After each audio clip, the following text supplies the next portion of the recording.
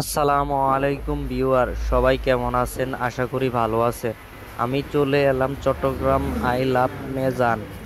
এটি চট্টগ্রাম লালখান বাজার এর পার্শ্ববর্তী রোডে পড়েছে। ভিতরের পরিবেশটা অনেক সুন্দর এবং দেয়ালের গ্যালারি ছবিগুলো রিয়েলিস্টিক।